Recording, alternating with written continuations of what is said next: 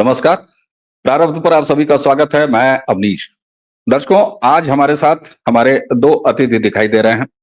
Sandeep R K. Singh, जिन्हें आप प्रारब्ध पर हमेशा देखते हैं, और उन्हीं के साथ हैं रंजय त्रिपाठी जी। आप दोनों का बहुत बहुत स्वागत है। इससे पहले कि हम इनका अभिवादन लें, हम सीधे आज चलते हैं अपने विषय पर, क्योंकि विषय छात्रों से जुड़ा हुआ विषय है और छात्र हमारी वरीयता श्रेणी में सबसे ऊपर आते हैं, यानी हमारे प्रियरिटी में सबसे ऊपर आते हैं। कहा जाता है देश का भविष्य है, छोटे नन्हे छात्र से लेके बड़े छात्र तक। शहर है प्रयागराज, जो कंपटीशन के शहर के रूप में जाना जाता है। प्रतियोगी परीक्षाओं के लिए उसको एक तरह से कुंभ कहा जाता है। कुंभ हालांकि लगने वाला है, लेकिन उसी के साथ ये हमेशा प्रतियोगी परीक्षाओं के लिए कुंभ नगरी मानी जाती रही है। पीसीएस यानी प्रोविंशियल सिविल सर्विसेज के एग्जाम, उसके दो एग्जाम, एक जो पीसीएस का एग्जाम है उसी के साथ समीक्षा अधिकारी और एक और पद, इन दोनों की परीक्षाएं घोषित किया उत्तर प्रदेश लोक सेवा आयोग ने। आयोग ने संख्या देखते हुए 4 पालियों में परीक्षा घोषित की, लेकिन छात्र अड़ गए कि नहीं साहब, आप अब तक जिस तरीके से एक ही दिन में 2 पाली में परीक्षा कराते हैं उसी तरह परीक्षा कराइए। यानी छात्र कोई नई व्यवस्था नहीं चाहते थे। यहां तक एक बात समझ में आती है, क्योंकि इससे पहले अगर उत्तर प्रदेश लोक सेवा आयोग एक ही दिन के 2 पालियों में परीक्षा कराती रही है, तो ये नया नियम क्यों? कल मात्र आदेश के 10वें दिन उत्तर प्रदेश सरकार ने वो फैसला वापस ले लिया, लेकिन उसके बावजूद अभी जब हम ये बात कर रहे हैं तब भी छात्र प्रयागराज में आंदोलनरत हैं। हालांकि जो तस्वीरें आ रही हैं वो साफ दिखाई दे रही है कि आंदोलनजीवी जमात जो कभी जंतर मंतर पर दिखाई देती है, जो कभी जेएनयू में दिखाई देती है, जो कभी जामिया मिलिया इस्लामिया में दिखाई देती है, एक बार फिर वही जमात है। जबकि सरकार ने छात्रों का हित देखते हुए फैसला बदल दिया। अब परीक्षा एक ही दिन की 2 पाली में होगी जैसे पहले होती थी। हाँ, जो दूसरी परीक्षा है उसको लेके एक कमेटी बना दी गई, लेकिन छात्र 100 में 100 नंबर पाना चाहते हैं, यानी अपनी सभी मांगे मनवाना चाहते हैं। बहरहाल यह देश लोकतांत्रिक मूल्यों का देश है, तो आंदोलन तो चलता रहेगा। लेकिन इस तरह के आंदोलन क्या सुनियोजित ढंग से कराए जाते हैं? ऐसा हम इसलिए कह रहे हैं कि हमें आंदोलन की नीयत पर कोई शक नहीं, लेकिन मांगे मान लेने के बाद, एक मांग मान ली गई उसके बाद भी बैठे रहना, यह किस तरफ इशारा करता है? ये और इसी के जरिए व्यापक मुद्दों से जुड़ी हुई कुछ बातें हम करेंगे रंजय जी के साथ और संदीप जी का। मैं शुरुआत करता हूं संदीप जी के साथ। संदीप जी, जैसा मैंने कहा कि सरकार की नीयत अब यहां साफ हो गई है कि वो मानवीय रुख दिखा रहे हैं, छात्रों का कल्याण करना चाहते हैं, और इसलिए डिसीजन तुरंत बदल दिया। लेकिन फिर भी सड़कों पर बैठे रहना, इस तरह की अराजकता क्रिएट करना, यानी अब ऐसे लग रहा है कि जैसे ओवर टाइम किया जा रहा है। ये किस तरह की मानसिकता है? क्या इसे आप उचित समझते हैं? अगर नहीं उचित समझते हैं तो इसके पीछे की जरा हमको स्क्रिप्ट बताइए कि कैसी स्क्रिप्ट हो सकती है। सर, ये तो सर्वथा अनुचित है। जब सरकार ने अपना लोग भेजे, आप मिले, बातचीत हो गई, जो भी आपका छात्रों का एक नेता भी होगा तो गया होगा, बातचीत की होगी, उसने भाई मांगे मान ली गई हैं, आपकी समस्याएं सुन ली गई हैं, फिर आप जाइए, पढ़ाई करिए, तैयारी करिए आगे की। पर एक मैटर है सर, एक तो हमारे यहाँ 2-4 जो होली काउज है ना, एक किसान है, उनके नाम पे आड़ती दलाल आंदोलन करते हैं। कुछ सीरियस और अच्छे छात्र, सिंसियर छात्रों का, जिनका वाकई में पढ़ाई मन लगता है, बड़े कम ही होता है, सबको पता है, ठीक है। उनके नाम पर जो एक जो छात्रों की एक जमात होती है, जो प्रोडक्टिव नहीं होती है, जो बाई नेचर अराजक होती है, क्योंकि वो अपने गांव देहात शहर में किसी, और वो कामकाजी भी नहीं होते, वो कुछ करना भी नहीं चाहते, एक बड़ी जमात होती है, हम उनको एड्रेस करना चाहिए हमें। वो क्या करते हैं कि वो पहुंच जाते हैं इलाहाबाद, लखनऊ, दिल्ली, कहीं भी, और घर पे ये बताते हैं कि हम कर रहे हैं तैयारी। उनको एक बहाना चाहिए कि हमारा सिलेक्शन क्यों नहीं हुआ। और आप जानते हैं, रंजन जी भी जानते हैं, अभी रंजन जी भी बात हो रही थी, यूपी यूपीएससी की तैयारी करें, पीसीएस की तैयारी करें, कितनी कितने लोग निकल रहे हैं सर, कितनी सीटें निकल रही हैं। यूपीएससी का अगर मैं मानूं, आईएएस आईपीएस और ये वो मिला के हार्डली 1000 सीट्स निकलती हैं हर साल। 40 लाख बच्चे एग्जाम दे रहे हैं, 39,99,000 क्या कर रहे हैं। आप ऐसे फील्ड में क्यों जाना चाहते हैं, अपने जीवन के सबसे बढ़िया 4-5 साल बर्बाद करना चाहते हैं, जहां पर आप सिर्फ बैठ के तैयारी करेंगे, आप पढ़ेंगे और इसको जो है गांव में तैयारी, मतलब गांव देहात में तैयारी करने को जो है बहुत सम्मान दिया जाता है। कोई आदमी अगर प्राइवेट नौकरी करने लगता है उसका उतना सम्मान नहीं है, तैयारी करने वाले का बहुत सम्मान है। काम करने वाले का, घर का खर्चा चलाने वाले का सम्मान नहीं है, व्यापार करने वाले का सम्मान नहीं है, तैयारी करने वाले का बहुत सम्मान है। क्या तैयारी कर रहे हो, क्या पढ़ रहे हो, वही कुछ गिनी चुनी 4-5 किताबें, रोमिला थापर, विपिन चंद्रा, ये वो इतिहास और जीएस और जीके, और पढ़ के क्या करोगे। मानसिकता क्या है, मानसिकता ये है सरकारी नौकरी मिले। सरकारी नौकरी क्यों चाहिए तुमको, हम सबको पता है क्यों चाहिए। भ्रष्टाचार करना है, बैठ के काम नहीं करना है, पैसा कमाना है। सैलरी नहीं सर, सैलरी तो अकाउंट से निकालते भी नहीं है, और वो कोई भी पद हो, चतुर्थ श्रेणी हो, तृतीय श्रेणी हो, द्वितीय श्रेणी हो, पहली श्रेणी, सैलरी नहीं निकालते। बैठे बैठाए जिस लेवल पे जो है मिलना चाहिए, कहीं से भी आना चाहिए, फिर सामने जो भी आ रहा है दे के जाए। चपरासी एक चाय पिलाने का 100 रुपया लेता है सर ऑफिस में। उन ऑफिस की जिनकी अपनी हालत, दीवारें गिर रही हैं, पानी टपक रहा है, सब कुछ हो रहा है। जल निगम के ऑफिस चले जाइए, पानी गिर रहा है। किसी बड़े आवास विकास के ऑफिस या किसी इस प्रकार के जो नगर निगम के ऑफिस, लखनऊ का नगर निगम सर 100 साल 150 साल पुरानी कोई किसी की कोठी थी, उसमें आज तक ये लोग जो है एक बिल्डिंग नहीं बना पाए। ठीक है, सरकारी व्यवस्थाएं, जब तक टेलीफोन सरकारी अधिकारी लोग लगाते थे तो आदमी 6-6 साल लाइन में लगा होता। प्राइवेट आदमी जब टेलीफोन में नहीं लगा तो गली गली टेलीफोन बिकने लगी। पानी, इनके दिए पानी पर अगर हम जिंदा रहे तो हम प्यासे मर जाएंगे। हर आदमी अपना बोरिंग करता है, पंप लगाता है, सबमर्सिबल लगाता है, पानी लेता है। मैं वापस बच्चों की तैयारी, ये मानसिकता है। कुछ होंगे जो ठीक होंगे। सरकारी नौकरी करता हुआ एक आदमी ईमानदार निकला, अरे साहब बड़े ईमानदार है। एक ही क्यों ईमानदार है भाई, बाकी क्या है, सबको ईमानदार होना चाहिए ना। जो नॉर्म होना चाहिए वो एक्सेप्शन है, इसीलिए ये सारे बच्चे वहां जा रहे हैं। मानसिकता वही है। तो तैयारी से पहले क्या करेंगे। अच्छा, जो ये तो मैं उनकी बात कर रहा हूँ सेलेक्ट हो जाना, जो नहीं सेलेक्ट हो रहे, मानसिकता तो उनकी भी वही है, टाइम पास करना है, बहाना बताना है घर पे कि अरे सरकार के इस नियम से हमारा नहीं हुआ। अरे यूपीपीएससी में एक सर, सरकार छू नहीं सकती। UPSC is the worst way to pick people who will manage and run the country. Worst, सबसे वाहियात तरीका है किसी का एग्जाम में। अरे बहुत टफ होता है, क्या टफनेस है। 40 लाख जो लोग देंगे और 1000 लोग का निकल, सर जिसका होता है उसको भी नहीं पता होता है कि कैसे हुआ है, और जिसका नहीं होता उसको तो बिल्कुल नहीं पता चलता कैसे हुआ है। मैं आता हूँ प्रयागराज पर, इतिहास है अखिलेश यादव का सर। 2015-16 में अनिल यादव का नाम सबको पता होगा। एक कहानी चलती है कि उनके कार्यकाल में 100 में पीसीएस जब यूपीपीएससी निकाल रही थी तो 100 में से 74 या 75 जो है कुछ यादव जी लोग का भर्ती हुआ था पीसीएस में। ठीक है, ये एक कंट्रोवर्सी चल रही थी, कितना सच कितना झूठ। खबर आई थी, फिर यूपीपीएससी बंद हो गया था, फिर उसके बाद अनिल यादव जी को हटाया गया था, वो एक अलग कहानी है। उसके बाद की बात बताता हूँ।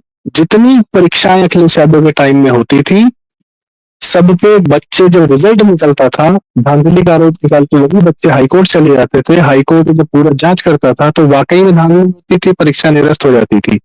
3-4 साल परीक्षाएं इसी तरीके से निरस्त होती रही। अखिलेश यादव ने क्या किया, अब समस्या और समाधान की बात, दोनों सरकारों को फर्क देखिए साहब। अखिलेश यादव जी की यूपीपीएससी ने क्या किया, कहा रिजल्ट पब्लिक नहीं होगा, जिसका सिलेक्शन होगा उसका एसएमएस जाएगा या उसके घर पे चिट्ठी जाएगी। रिजल्ट कब निकला ये भी नहीं पता चलेगा किसी को भी। तो सरकार चेंज हो गई नहीं, ये व्यवस्था थी अखिलेश यादव के टाइम में कि किसका सिलेक्शन हुआ है सिर्फ उसको पता चलेगा, रिजल्ट पब्लिक नहीं होगा, ताकि बच्चे हाईकोर्ट में जाने पाए कि परीक्षा में धांधली हुई है। बच्चे और आज ये दोनों का कॉम्बिनेशन हमें प्रयागराज में भीड़ के रूप में सड़क पर दिख रहा है। अखिलेश का ये दाग लगा हुआ है, यही दाग वो योगी जी पे लगाना चाहते हैं, इसलिए वहां पे अराजकता दिख रही है। और उसके लिए ये जो बच्चे हैं, ये किससे प्रभावित होते हैं, कौन प्रभावित करता है, कौन लोग हैं जिनके इच्छा है कि स्टूडेंट्स के नाम पे एक आंदोलन हो जाए जैसे बांग्लादेश में हुआ है, वो मैं थोड़ी देर बाद इस वीडियो में बताऊंगा। काफी लंबा आपने समय ले लिया, धन्यवाद।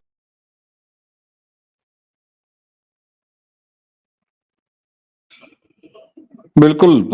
संदीप जी, आपने जो एक खाका खींचा उससे कई पैरामीटर तय हो गए, कई दायरे तय हो गए, जिस दायरों के बीच में मुझे लगता है कि अगली बात होगी। लेकिन आप जब ये बात कह रहे थे अभी कि एक आपने कंपेयर किया पिछली सरकार और ये सरकार, अभी जिस परीक्षा के लिए आंदोलन हो रहा है, अगर बताया जाए या कहा जाए तो ये परीक्षा जो है ये 11 फरवरी को हुई थी, पहले ही 2024 को पेपर हुआ, लेकिन वो परीक्षा लीक हो गई। परीक्षा जब लीक हो गई तो इन छात्रों ने आंदोलन किया, और छात्र आंदोलन के बाद फिर ये हुआ कि अब दोबारा परीक्षा होगी। यानी 22 और 23 दिसंबर को जो डेट आई वो एक बार लीक होने के बाद जो कैंसिल हुई परीक्षा उसके बाद आई। यानी कि अगर परीक्षा नियामक जो संस्था है, जो राज्य सरकार की संस्था है, तो उसमें लीकेज तो अभी भी है। दूसरी बात ये, क्या सरकार की तरफ से ये नहीं बात सामने आनी चाहिए कि जब अब तक ये सारी परीक्षाएं एक ही दिन की 2 पालियों में हुई थी, तो ऐसी कौन सी चुल्ल मची थी कमीशन को कि ये परीक्षा जो है वो ज्यादा पालियों में हुई ताकि एक और आंदोलन का बहाना मिल जाए। रंजय जी, क्या सरकार की नीयत के बाद भी ये मान लिया जाए कि अधिकारी, नौकरशाह और सिस्टम वो अभी भी अपने ही खेल में इन्वॉल्व है? नमस्कार सभी को।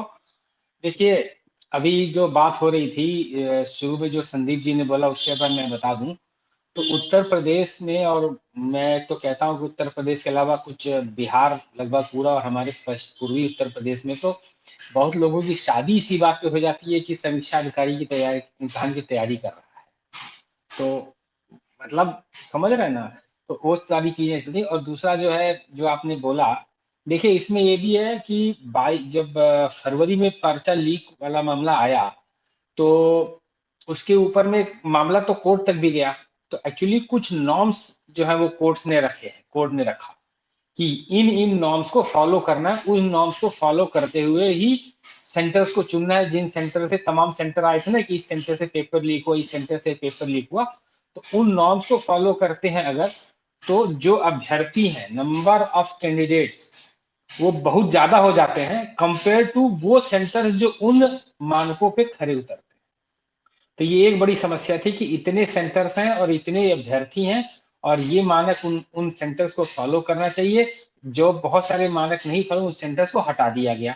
तो अब जब बचा तो फिर एग्जाम देने के लिए जो है वो सेंटर्स नहीं सफिशिएंट हो रहे, तो ये डिसीजन लिया गया कि इसको 2 शिफ्ट में करा दिया जाए एग्जाम। जो पीछे कारण बताया जा रहा है वो ये है, पहली चीज। दूसरी चीज, ये पेपर लीक करने वाले कौन है, लीक पेपर पे इम्तिहान देने वाले कौन है? भाई ये उन्हीं में से तो है जो इम्तिहान देने जा रहे हैं। बस मुझे तो बीच में संदीप जी बोले तो मुझे तो बहुत हंसी आ गई थी कि 411 पद हैं आरओ और एआरओ, यानी समीक्षा अधिकारी और सहायक समीक्षा अधिकारी मिला करके 411 पद हैं, और अभ्यर्थी हैं लगभग 11 लाख रुपए, 11 लाख लोग, लगभग 2700 लोग एक सीट के लिए लड़ने जा रहे हैं। तो 2699 क्या करेंगे? वो क्या है, 2699 गरियाएंगे और कोसेंगे सरकारों को, है ना। मतलब मुझे कई बार हैरानी होती है कि कई कई साल ये लोग तैयारी कर रहे हैं, क्या इन लोगों को इतनी बुद्धि है कि 2700 सौ पे एक? मुझे लगता है कि बहुत सारे लोग ऐसे हैं जो कि they can do much better than RO in their life. मतलब आरओ बनने से ज्यादा बढ़िया चीज या तो फिर उसमें एक जो लुक्रेटिव जो ऑफर है उसका, कि आपको पैसे मिलेंगे ऊपर से। लखनऊ में सेटल होने का जो है एक प्रिविलेज मिल जाएगा, जो भी फैसिलिटीज होती होंगी, मुझे तो इसके बारे में ज़्यादा मालूम नहीं है। लेकिन आप देखिए तो पीसीएस की परीक्षा भी जो उत्तर थी उसमें भी कितने लाख अभ्यर्थी हैं, कितने लोग हैं। तो वो क्या ऐसा मतलब लालच है कि बहुत सारे लोग जो है वो अपनी क्षमताओं को जानते हुए भी वहां पे जा करके अपना समय बर्बाद कर रहे हैं। मैं तो बहुत सारे ऐसे लोगों को जान रहा हूँ जो तैयारी कर रहे हैं, लेकिन मैं खुद उनसे मिलते हैं, उनसे बात करके उनकी क्षमता आकलन कर लेता हूँ। अबे तुम तो पास ही नहीं करोगे जिंदगी भर, तो 5 साल 10 साल क्या तुम प्रयागराज में और मुखर्जी नगर राजेंद्र नगर के दिल्ली में कर रहे हो।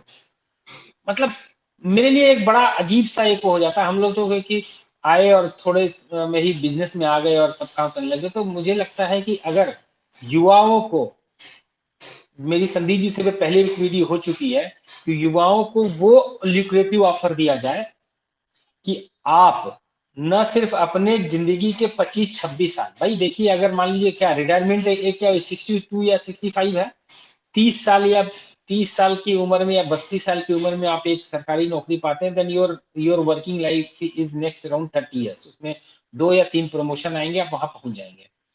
और जो आपने किया है वो अपने लिए किया है। You have not done anything for your kids. अपनी सोसाइटी के लिए जो है क्या लगा के जा रहे हैं।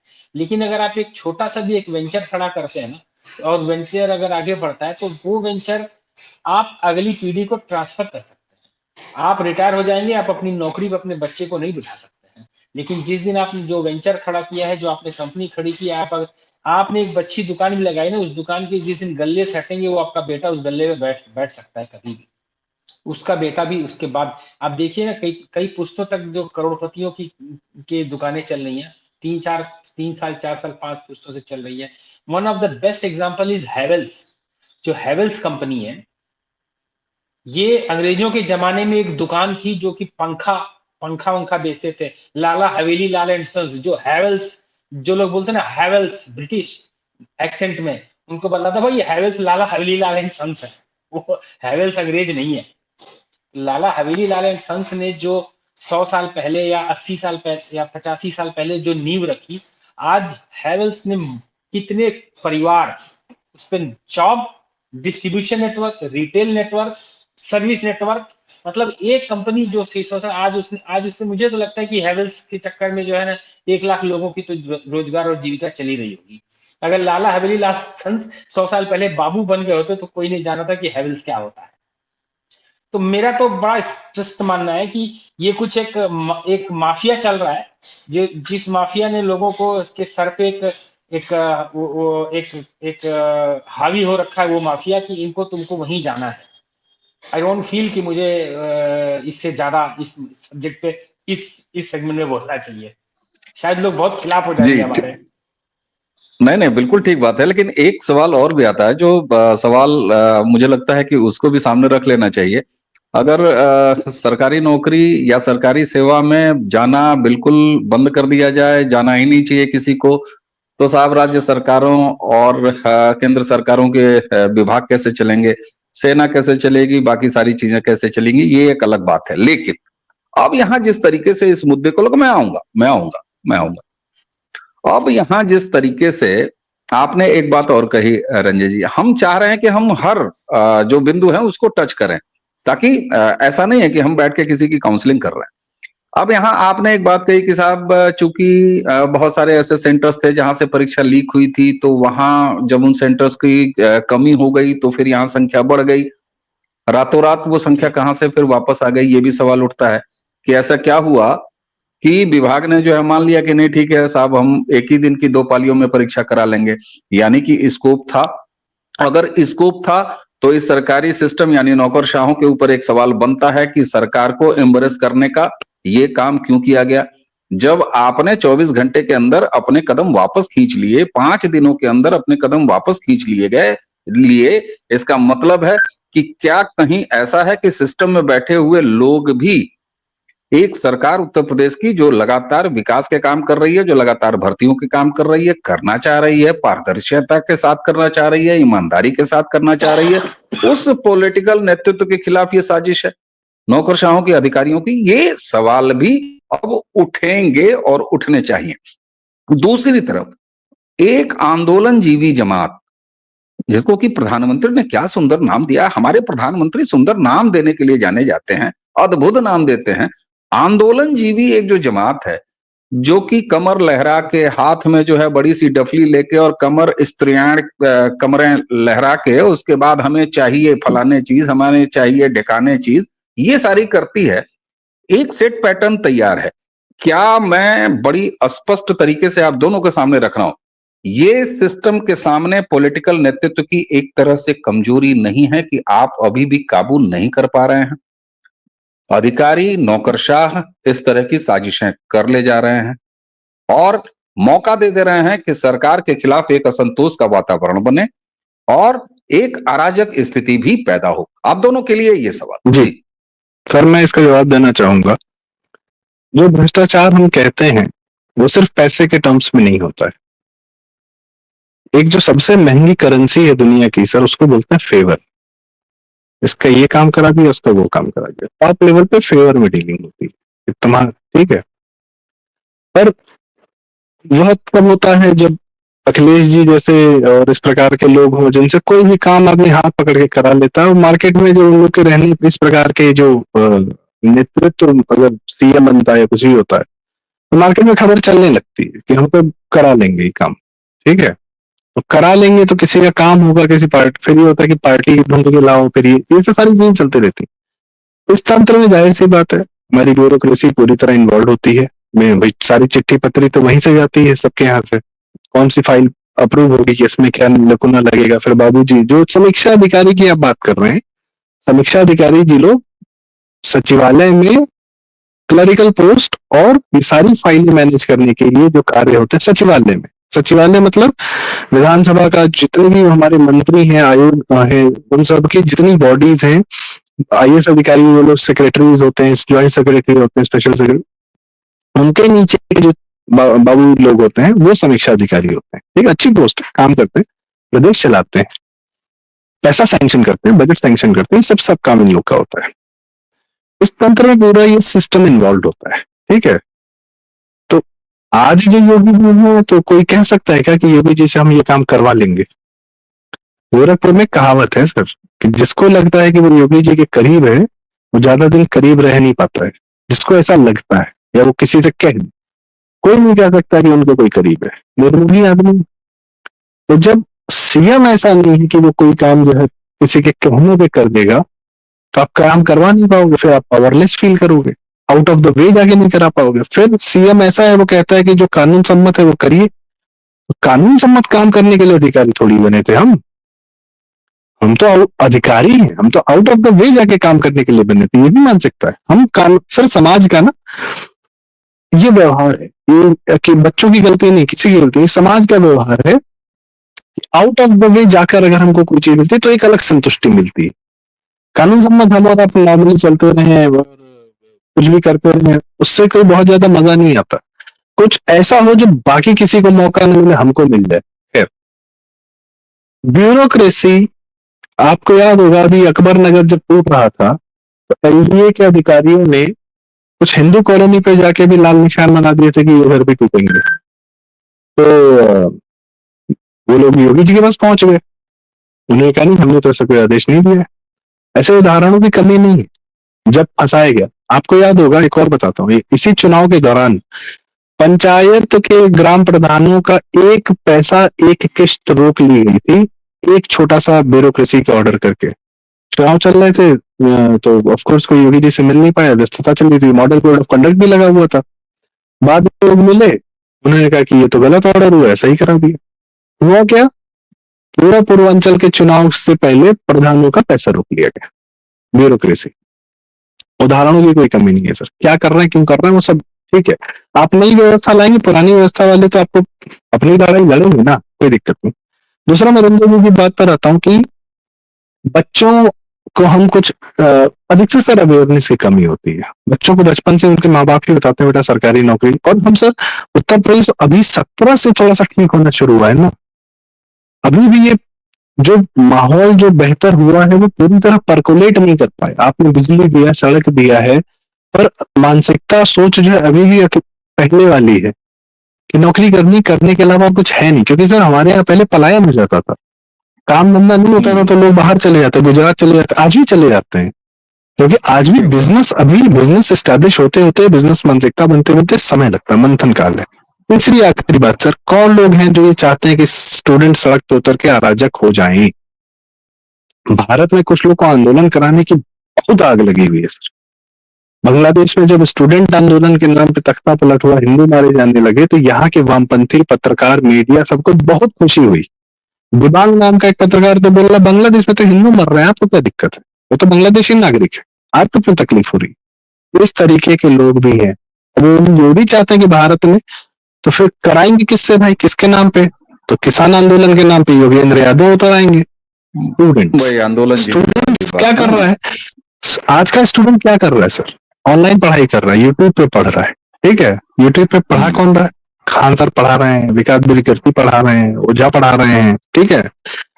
बात वही गंगू जी वाली कि एक सीट के पीछे 10,000 बच्चा लड़ाई लड़ रहा है, तो 9,999 क्या कर रहा है? वो सिर्फ वो उतना ज्ञान लेके निराश होकर अपने घर वापस लौट रहा है, ठीक है। पढ़ाया किसने? विकास देवी कीर्ति, लल्लन टॉप, सौरभ द्विवेदी जी, लोग, ये लोग पूरी जमात है। ये ये अच्छा, ये क्या कहाँ से आते हैं सर? यूट्यूब से फंड होके आते हैं, ये अमेरिका जाते हैं, यूट्यूब इनको वर्कशॉप कराता है, ठीक है। इनको काम पे लगाया गया है कि एक गेम ऑफ थ्रोन्स नाम की बड़ी फेमस सीरीज है सर, उसमें एक कैरेक्टर है जो बड़े नीचे से ऊपर उठता है, वो कहता है chaos इज अ लैडर। तो जब अराजकता होती है वो कई लोग के लिए सीढ़ी का काम करती है। तो इस अराजकता में योगी बदनाम हो, मोदी बदनाम हो, पुरानी व्यवस्था वापस आ जाए, अखिलेश जी वापस आ जाए, जहां पे तो सबको एक एक काम दिया गया है। अमेरिका को बिल्कुल वैसे लोग भारत में नहीं चाहिए जो भारत के प्रति अपनी सोच रखते हैं, प्यार करते हैं, भारत बचाना चाहते हैं, भारत को बेहतर बनाते हैं, उनको अमेरिका को वैसे लोग नहीं चाहिए। तो भारत बेचने वाले भारत में बैठे हुए हैं, तो ये भारत बेचने वाले अमेरिका से फंड होके स्टूडेंट्स को यूट्यूब पे पूरा दुनिया भर का ज्ञान देते हैं, बच्चों का मन भ्रमित होता है, वो सड़क पे आ जाते हैं। और बाकी कोचिंग माफिया तो इन्वॉल्व है ही इसमें। बिल्कुल ठीक बात है, वो भी इन्वॉल्व है इसमें।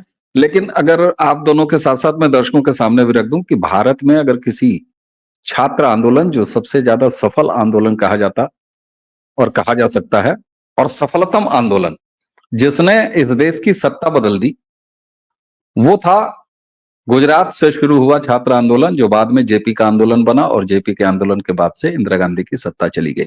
तो छात्र आंदोलनों ने पहले भी सत्ता बदली है, उस समय भी उसकी नीयत क्या थी वो अलग चीज है, लेकिन अभी नीयत क्या है ये अलग चीज है। इसीलिए हम कह रहे हैं कि आंदोलन लोकतंत्र का एक बहुत बड़ा अनिवार्य हिस्सा है, लेकिन सवाल उठता है कि आपकी नीयत क्या है, उस खेल के पीछे कोई खेल तो नहीं है, यहां ईमानदार बात है। रंजय जी, आपकी अंतिम टिप्पणी, और खास इस बिंदु को मैं चाहूंगा कि आप एड्रेस कर दीजिए साहब। इसका यह मतलब है कि अगर हम 7-8 साल ही जोड़ लें योगी जी के, उत्तर प्रदेश तक ही अपनी बात रखें, तो अधिकारी अपने हिसाब से काम कर रहे हैं।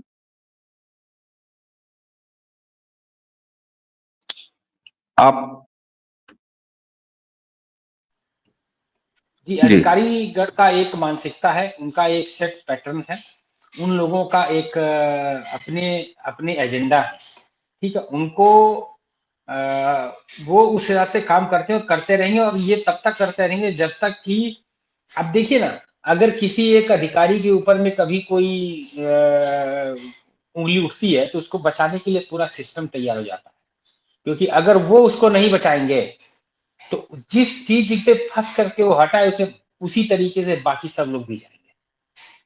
आपने देखा होगा ना कि पीछे एक किसी मैं उत्तर प्रदेश की बात नहीं कर रहा हूँ, अभी मैंने ही देखा था बाबा रामदास जी के यहाँ पे कि एक पुलिस अधिकारी ने बाकी पुलिस अधिकारी को बचाने के लिए डीआईजी लेवल तक के लोगों ने अपने नीचे कांस्टेबल तक के लोगों को बचाने के लिए क्या क्या फर्जी रिपोर्ट सबमिट की, क्या क्या किया।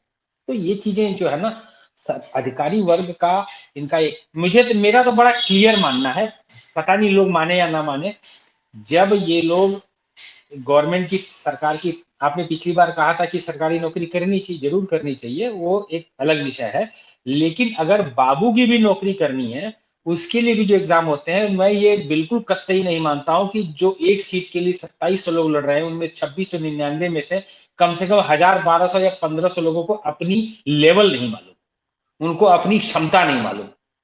तो भैया अपनी क्षमता के अनुसार काम करो। दूसरी चीज ये है कि अगर एक चीज और भी मैं मानता हूं, जो मेरा 100% विश्वास है, जब आप ये बाबू वाले जॉब में आ जाते हो, मैं सरकारी नौकरी का मतलब मैं बाबू की बात करता हूँ। बाबू माने नीचे से लेकर ऊपर तक, चाहे वो एलडीसी यूडीसी का एग्जाम दे करके ना, सिविल सर्विस का एग्जाम देखे ना, है बाबू, ठीक है, छोटा बाबू, बड़ा बाबू, मझोला बाबू और बड़का बाबू। उस जॉब की कैटेगरी में आकर के जब आप 2 साल 3 साल जॉब कर लेते हैं, तब अगर नौकरी आपकी चली जाती है बाई चांस किसी तरीके से, आप कुछ करने लायक नहीं बनते, क्योंकि you lose your way of taking independent decision. आप प्राइवेट सेक्टर में आपको डिसीजन लेना है और डिसीजन को ओन करना है। अगर जब आपको डिसीजन लेने के लिए आपको 25 लोग चाहिए, तो वो आपको वहां नहीं चलेगा। मेन चीज ये है कि बचते रहो, खाते रहो, पीते रहो, वो वाली नौकरी करनी है। उसके लिए उस चीज को जो है दोहन करने के लिए, जैसा बताया कि आपके खान सर हैं, विनाश दिव्य कीर्ति हैं, सॉरी विकास दिव्य कीर्ति है, और क्या नाम है वो ओझा जी, एक मैं आजकल एक देखता हूँ, बड़ा गजब पढ़ाते हैं। मैं कई बार इनके छोटे छोटे क्लिप और छोटी देखता हूँ, मतलब क्या रियली में ये एग्जाम में ये जो फालतू की बकवास करते हैं, यही सब पूछा जाता है क्या? अगर रियली में वो सब बकवास पूछा जाता है एग्जाम में, तो ऐसे ही बकवासी बाबू तैयार हो रहे होंगे इस देश में। यही है मेरी ठीक बात है। फिर तो निश्चित रूप से इस देश में एक जिसको कहते हैं ना कि बड़े राष्ट्रीय स्तर के सुधार की आवश्यकता है। और अगर इसके लिए कितने दशक चाहिए, कितने साल चाहिए, 50-100 साल चाहिए, तो उस दिशा में भी सरकारों को सोचना चाहिए। और अगर कोई चुनी हुई सरकार, उसका सक्षम राजनीतिक नेतृत्व अगर सिस्टम के सामने इतना मजबूर और लाचार दिखाई दे, तो ये भी मुझे लगता है कि कोई शुभ बात नहीं है। रही बात कि सरकारी नौकरियों के पीछे, इस मृग मारीचिका के पीछे अनायास भीड़ नहीं लगाई जाए, ये समाज को खुद अपने स्तर पर करना पड़ेगा। आप किसी को सरकारी फार्म नौकरी का भरने से रोक नहीं सकते, क्योंकि ये अलोकतांत्रिक होगा, ये भी बात सही है। हालांकि केंद्र सरकार जब 2014 में आई, तो उसके बाद कितने स्किल डेवलपमेंट और तमाम चीजें, नई जो शिक्षा नीति है, उस पर अभी कितना काम होना बाकी है, यह भी देखा जाना है। हालांकि ऐसा नहीं है कि शिक्षा नीति आज बनी और कल उसका जो है बिल्कुल सारा मामला और सारा खेल बदल जाएगा, सारा माहौल बदल जाएगा, ऐसा भी नहीं है। लेकिन प्रयागराज की इस घटना को देख के एक बात तो स्पष्ट लगता है कि योगी आदित्यनाथ जी जैसा एक सक्षम नेतृत्व भी अगर इस तरह के अराजक अप्रोच के दायरे में आ जाता है, जहां से एक यू टर्न लेना पड़ता है और वापस वहीं आना पड़ता है कि एक ही दिन परीक्षा करा लेंगे, तो कहीं ना कहीं सिस्टम पर भी ध्यान देने की आवश्यकता है। हमें उम्मीद है दर्शकों कि आपको आज की ये चर्चा, क्योंकि समस्या बहुत बड़ी है और इस समस्या के सारे पॉइंट्स को अगर हम छुएंगे तो फिर आपको पानी पी पी के, हमें कोस कोस के और कई चरणों में ये वीडियो देखना पड़ेगा। लेकिन हम इस विषय के और भी बिंदु, हम मानते हैं कि हमने पूरी तरीके से आज विषय एक तरह से प्रस्तावना की है, हम इस पर आगे भी बात करेंगे।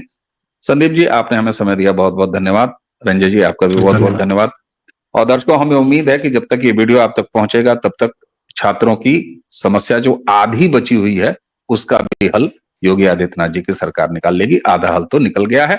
अब ये बच्चे क्यों जिद पर अड़े हैं, क्योंकि मेरा तो शक इस बात पर बड़ा पक्का हो गया, जैसे ही मैंने तस्वीर देखी है संदीप जी और रंजय जी, वहां से वही डफली वाली तस्वीर आई और उनको देखने के बाद मेरे जो है वो दिमाग के तंतु जो है वो खड़े हो जाते हैं कि ये तो मामला वही वाला है आंदोलन जीवी। इसीलिए मैंने आंदोलन जीवी, हाँ ठीक है, वो कल ही कोई कांग्रेसी प्रवक्ता उसको कह रहा था कि वो कोई ऐरा गहरा नत्थु कह रहा, तो आप कहें को खनहीं, हम तो नाम भी याद नहीं। ये लावारिस लोग हैं साहब, ये लावारिस पैरासाइट है। दर्शकों, इसी के साथ हमें संदीप जी और रंजय जी को आज्ञा दीजिए। नमस्कार।